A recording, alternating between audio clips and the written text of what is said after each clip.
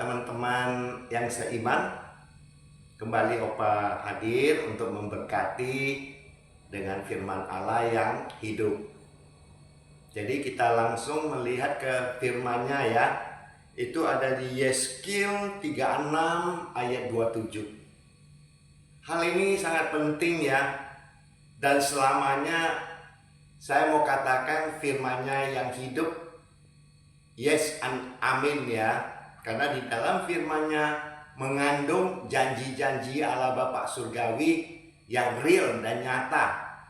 Dan saya udah mengalaminya. Ini hari saya mau beri kesaksian ya. Ya oke, mari kita baca dulu. Yeskil 36 ayat 27. Dikatakan demikian, Rohku akan kuberikan diam di dalam batinmu, dan aku akan membuat kamu hidup menurut segala ketetapanku dan tetap berpegang pada peraturan-peraturanku dan melakukannya. Jadi intinya firman Allah yang hidup di Yeskil 36 ayat 27 ini adalah Roh Kudus itu dicurahkan, diberikan kepada orang percaya yang beriman kepadanya. Ya. Nah, setelah itu Roh Kudus akan menolong kita untuk melakukan firman-Nya. Di sini disebutkan ya, untuk mentaati firman-Nya dan melakukannya dengan efektif. Ya, Opa kembali memberitahukannya, ya, aku akan membuat kamu hidup menurut segala ketetapanku dan tetap berpegang pada peraturan-peraturanku dan melakukannya. Ini yang kita ini harus melakukan firman Allah, karena memang Allah Bapa Surgawi itu memberikan janjinya agar Roh Kudusnya tinggal hidup di dalam kita dan melakukan firman-Nya. Ya, nah kemudian saya linkkan ke firman-Nya yang lain. Ya, itu ada di, kita lihat ya, itu ada di 2 Korintus 6 ayat 7 dan 18. Intinya di sana itu adalah kita itu anak-anak kerajaannya. Nah, kalau sudah menjadi anak-anak terang, kita harusnya tidak mau kompromi terhadap dosa lagi. Oke? Nah, di 2 Korintus 7 ayat 1 saya bacain ya. Saudara-saudaraku yang kekasih, karena kita sekarang memiliki janji-janji itu, marilah kita mensucikan diri kita dari semua pencemaran jasmani dan rohani, dan dengan demikian menyempurnakan kekudusan kita dalam takut akan Allah. Ya, jadi inti pada 2 Korintus 6 ayat 17 adalah tidak mau kompromi terhadap dosa yang bisa membelenggu kita. Ya, kemudian ayat 27 artinya sama, jangan terkena kontaminasi dari dosa.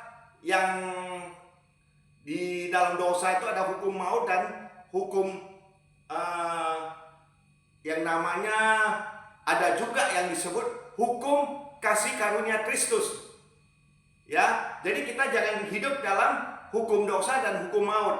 Itu kita hindarin. Kita hidup di dalam hukum kasih karunia Kristus. Dia adalah batu karang keselamatan kita. Ya, oke. Nah, kemudian kita beralih lagi yang ada di sini ya, yang ada di Amos. Amos itu nabi kecil, tapi dia mempunyai catatan di Alkitab, disebutkan dia bisa memberikan perikop yang jalan yang menuju hidup. Kalau kita sudah tahu bahwa kita ini sebagai anak-anak terang dan Allah Bapa Surgawi kita sebagai the Lord God Almighty of the universe, kita harus mencarinya. Amos 5 ayat 4 katakan demikian, carilah aku maka kamu akan hidup. Luar biasa ya. Jadi kalau kita ini sudah terhindar dari hukum maut dan hukum dosa, hidup dalam hukum kasih karunia Kristus Yesus Tuhan, Juru Selamat kita yang setia, maka kita punya seluruh tubuh, jiwa, roh kita harus senantiasa mencari Dia, memuliakan dan mengagungkan Dia sampai selama-lamanya. Itu yang dimaksudkan dengan carilah, yang dimaksudkan dengan firman-Nya, carilah Aku, maka kamu akan hidup. Sekarang saudara seimanku, kita semua itu hidup di dalam kasih karunia Kristus yang luar biasa, dan janji-janji di dalam firman-Nya akan dipenuhi sepenuhnya. Yakin dengan iman ya. Karena kalau hidup di dalam Yesus Kristus, iman kita berakar, bertumbuh, dan memberkati banyak orang, maka Allah Bapa surgawi kita itu senang untuk memberkati kita. Ya, nah ini saya bacain ya. Kemudian kalau udah demikian, kalau Allah Bapa kita itu mempunyai maksud untuk memberkati kita, tadi saya sudah katakan, poin 1, intinya jangan terbelenggu oleh dosa. Kedua, harus melakukan Markus 12 ayat 31 dan 30. Saya bacain ya.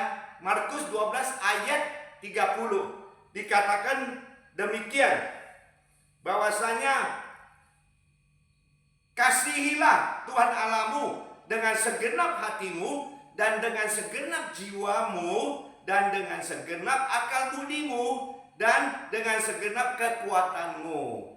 Jadi di dalam roh kita, ya terutama pikiran kita, hati kita, jiwa kita harus senantiasa berpikir mengasihi.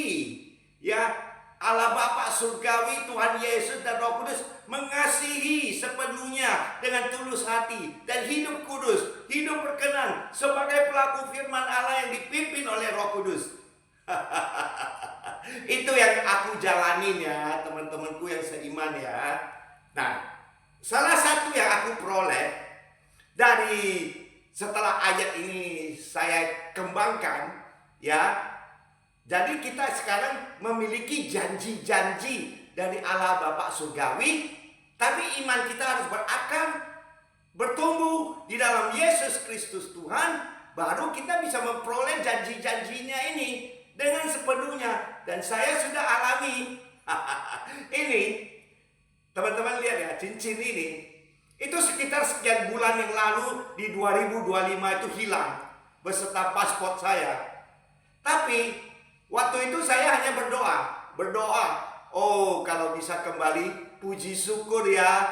Saya malahan waktu itu ada salah persepsi. Mungkin saya punya karyawan yang ambil yang dulunya kerja di sini ya. Tapi sekarang ini tiba-tiba timbul salah saya sendiri. Saya taruh simpan di bawah anduk paspor dan cincin ini. Kemudian tiba-tiba istriku gak sengaja membuka anduk itu, jatuh dua-duanya. Itu sekitar minggu yang lalu lah, 1-2 minggu yang lalu aku memperoleh kembali janji ini. Jadi janji Allah Bapa itu, Dia selalu melindungi, ya, memberikan kita pengetahuan hikmat agar kita itu tetap setia kepadanya, penyembah-penyembah yang setia yang benar kepadanya. Oke, kita lihat ya. Ini ada disebutkan di Kejadian 28 ayat 15. Dikatakan demikian. Sesungguhnya aku akan menyertai kamu, ya. Saya baca lagi firman Allah yang hidup. Sesungguhnya aku akan menyertai engkau dan aku akan melindungi engkau kemanapun engkau pergi, dan aku akan membawa engkau kembali ke negeri ini, sebab aku tidak akan meninggalkan engkau, melainkan tetap melakukan apa yang kujanjikan kepadamu. Luar biasa ya. Jadi di Kejadian 28 ayat 15b, Dia Allah Bapa surgawi berjanji kepada kita yang statusnya sebagai anak-anak terang. Dia berjanji apa? Ya, di sini dia katakan, sebab aku tidak akan meninggalkan engkau, melainkan tetap melakukan apa yang kujanjikan kepadamu. Ya, jadi mungkin saat itu kita belum terima janjinya, tetap tenang dan sabar menantikannya. Janjinya akan dipenuhi. Nah, yang tadi, paspor ini kembali, cincin ini kembali. Opa itu senang dan selalu membaca firman-Nya dan melakukannya. Ya, demikianlah firman Tuhan yang hidup dan melakukan kebaikan bagi orang-orang yang tidak mampu sebagai pelaku firman-Nya. Setiap bulannya harus memberi kepada mereka. Opa lakukan itu dua. Melakukan firman-Nya dengan dipimpin oleh kuasa ilahi Roh Kudus-Nya. Yang tadi di Yehezkiel 36 ayat 27. Itu pentingnya Roh Kudus hidup dalam kita. Ya, demikian firman Tuhan hari ini. Ya, God bless you all. Ya, my beloved brothers and sister. Have a nice day ya. Thank you.